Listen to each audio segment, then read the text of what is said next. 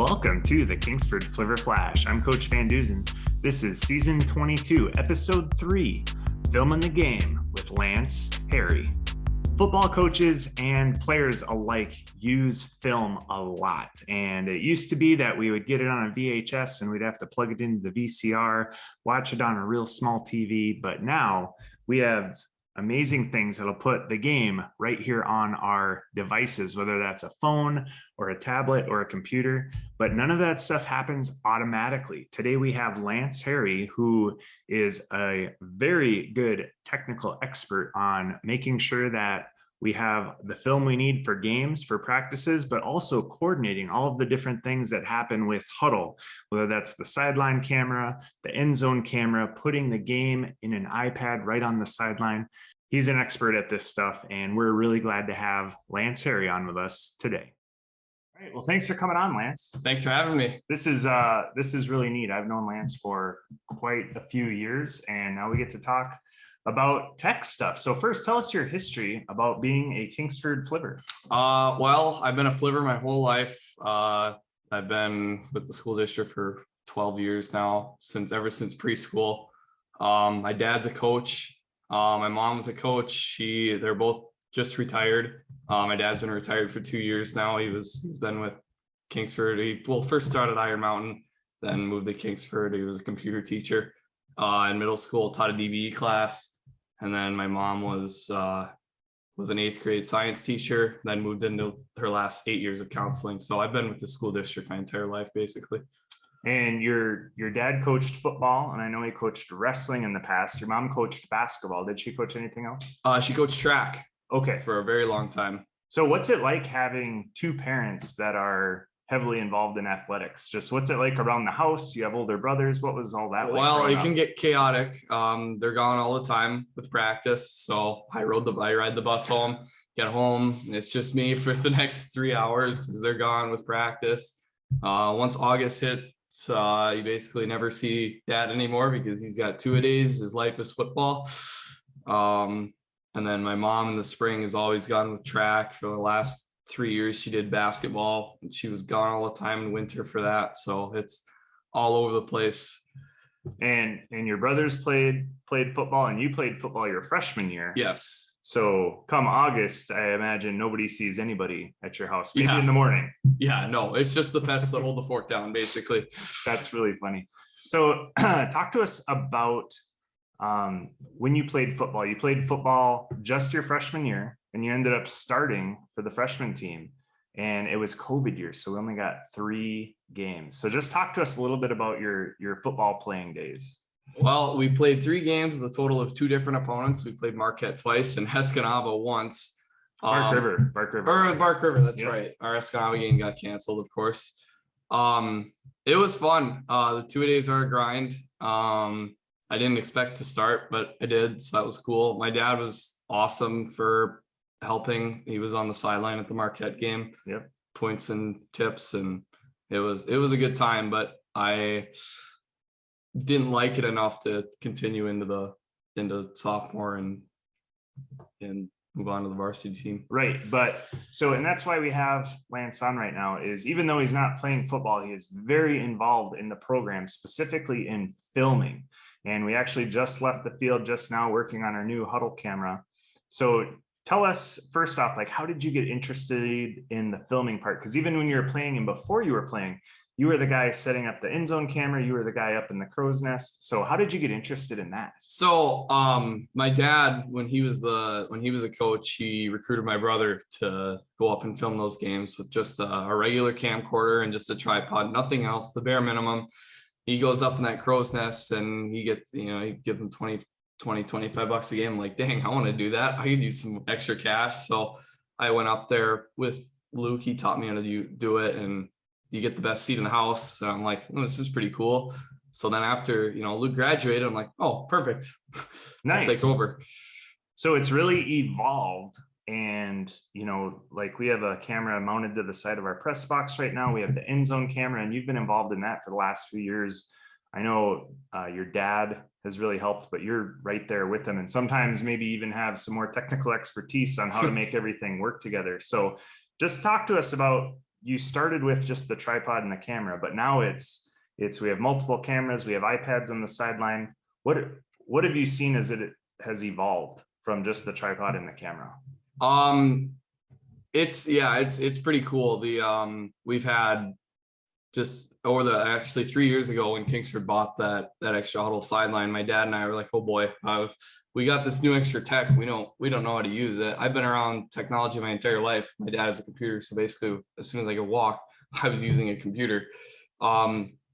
So we took a couple weeks before the season to try and play around with it, and we got it to work, and it's pretty cool. So all of every play, for people who don't know, after every play gets recorded, it gets sent in real time to iPads, so they can view it literally right after the play happens. So if something goes wrong, they can look and watch right after and fix it. And I'll tell you, as a coach on the sideline, that is the most impressive thing ever, because something happens and I was watching one particular player and I can grab the iPad and look and say, oh, it was the backside tackle that missed his block, or the front side safety actually was on a blitz that play, that's why we missed it. So to have it just 3 seconds after the play is completed, it's sitting on the sideline. So that actually creates a new hurdle for coaches and try to manage the information coming in on the iPad, coaching your kids, and oh, by the way, the game doesn't stop, so we're trying to watch stuff, and you've been instrumental in helping us with that. So really appreciative. So you kind of mentioned that one of the best parts was you have the best seat in the house up in the crow's nest, but tell us, what's the best part about being the film guy? Well, you get in every game for free. It's I really like traveling and watching the team, especially if we have a good team. It's fun to watch. We play tough opponent like Menasha, seeing them battle it out against them.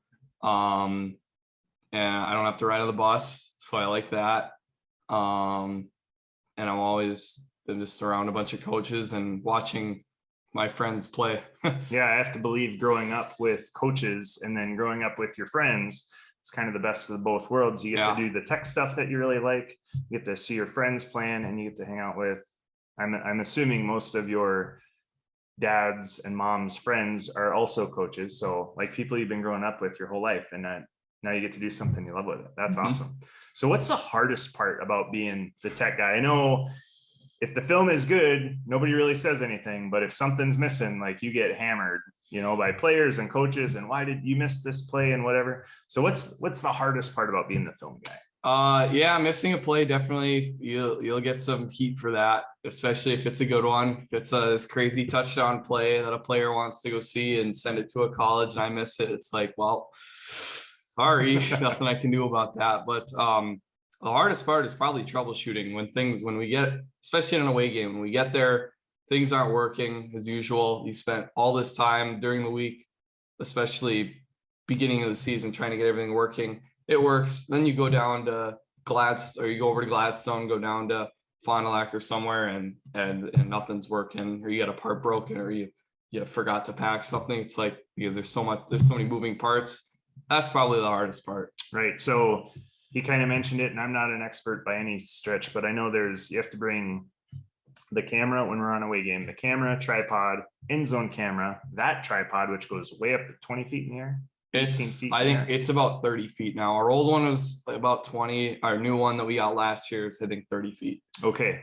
So along with that, there's a kit that sits next to the end zone camera that you have to plug stuff in, and it shoots a signal over to the sideline camera, which has another kit that's plugged in. And then, oh, by the way, you need a couple people to help you manage, right? So we usually try to recruit a couple kids, which they're kids and they get distracted and they mess stuff up sometimes. But then we're talking power, internet. We have the iPads that go on the sideline. We have the iPad that has to be used to sync all this stuff. That's a lot of stuff. It's a lot of stuff. And I can imagine that when you have to troubleshoot stuff, it's at a critical point in the game when the coaches are like, hey, I need to see that play now. And you're just like,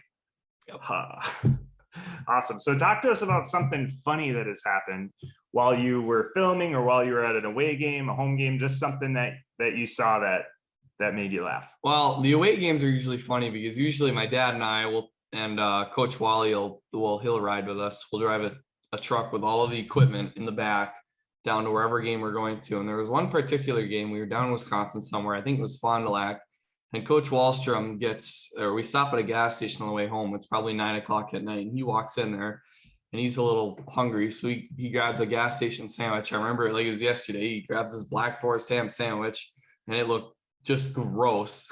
He goes in the car. He's got the best one-liners. He goes, well, I bought this sandwich because because it's nighttime and I won't be able to see the mold on it. So he eats that thing up, and for that night, he was up at 3 a.m. with the runs, and he made sure to tell us the next game because we warned him not to get the sandwich, but we always reference that whenever we go to a gas station. Oh, Coach Wallstrom, you get a gas station sandwich. So that is a running joke. And I knew I have seen this happen where they say, hey, Coach, you're going to get a gas station sandwich. And it's a huge joke. And I just learned the story today. So, yeah. Well, is there any advice you have for kids coming up through high school? You're going to be a junior this year? Yes. Is that right? So you're going to be a junior. You've played sports. You've been on the filming side of things. What advice do you have for maybe that freshman that's just entering high school, or maybe that 8th grader who's, going to come into high school when you're a senior? What advice do you have for the younger Flivvers coming up through high school? Get involved as much as possible, whether you're playing or you're not playing. Just be at the games, get involved, do something rather than, just sit there. I mean, I'm going to be gone eventually. I got 2 years left. I'm going to graduate. I won't be able to do this anymore. So we are going to need someone to eventually take over for it.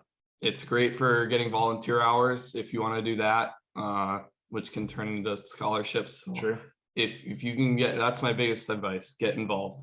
Yeah. And that's a really great message. And we talked on episode 2 when we talked with some of the seniors about getting involved in the culture we have here at Kingsford, where it doesn't matter if you're a first grader or a senior, whether you're on the field or in the stands. Like Friday nights is just a great place to be, is at Flivver Field.